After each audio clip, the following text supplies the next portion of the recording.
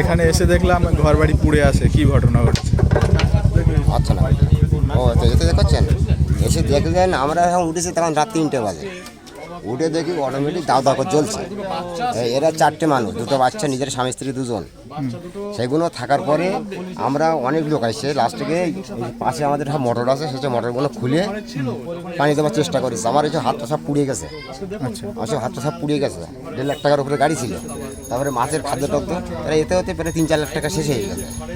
খুব কষ্ট করে আমরা ওই 4 জনা বের করেছি, মানে ওদের বের করার কোনো ছিল না। গ্যাস মিটারটা পড়ে গেছে, যেখানে আগুনের আগুন, ওরা ঘরের মধ্যে ছিল? ওরা ছিল ঘরের মধ্যে। লাস্ট থেকে পেছনের দেয়াল ভেঙে ওদের বের করা গেছে, পেছনের দেয়াল ভেঙে ওদের বের করা গেছে। আমাদের এদের বাঁচানোর কোনো পথ ছিল না, মানে মেরে দেওয়ার কল্পনা করেছিল, যেহেতু এরা একটা অন্য পার্টি করে, যেহেতু এই করে তো মেরে দেওয়ার পরিকল্পনা ছিল, সেইগুলো এরা এইগুলো করেছে। কিন্তু আমরা তো এখানে সবাই গরিব মানুষ, সবাই জন্মজুরি খেটে খেত, কিন্তু এ একটা ব্যবসা করতো, আবার তাও এর নিজের মাল না, এর বোনার মাল। এবার এইটা মেরাজ দেবে কেটা?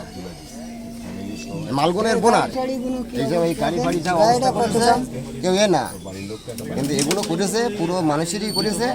ওই এসে ঘুমিয়েছে নিশুতে রাত, সেইটা আমি ট্যাঙ্কের মানে প্রথম গাড়িটা ধরিয়ে দিয়ে এমনি বাচ্চা কাচ্চা সবাই মরে যেত, সবাই মরে যেত, দরজা পেছনে দেয়াল ভেঙে না পালাতো, ওটা বের করা গেছে। আমাদের কোনো ইয়ে ছিল না, পথ ছিল না। আপনারা প্রশাসনের দ্বারস্থ হয়েছেন? আমরা সবার কাছে গেছি, এখানে পুলিশও এসেছিল, পুলিশ এসে পুলিশও বলে গেছে যে এই আগুন লাগানো হয়ে গেছে। পুলিশ এসে বলে গেছে যে আগুন লাগানো হয়ে গেছে, এইভাবে লাগে। কেন চুলো তো এই আর গাড়ি এই, তাহলে আগে গাড়ি চুলোটা কেন আগুন যাই? কারণ চুলো ধরে গেছে বেলা 10টার সময়, আর রাত 3টের সময় কি কোনো আগুন ওঠে? কেন চুলো যেভাবে কাটতে পারি সেইভাবে কাটাছে। আর এদিকে চুলোতে যদি আগুন উঠবে তাহলে আগে পেছন ধরবে, কিন্তু ধরে আসতে আগে সামনের থেকে, মানে পেছনের ট্যাঙ্কের যে তলার তার, ওই তার খুলে দিয়েছে, পেট্রোল তো 1 ট্যাঙ্কি তেল আছে, ওই থেকে আগুন ঠুকে দিয়ে বেরিয়ে পড়েছে, আর তার থেকে এই অবস্থা।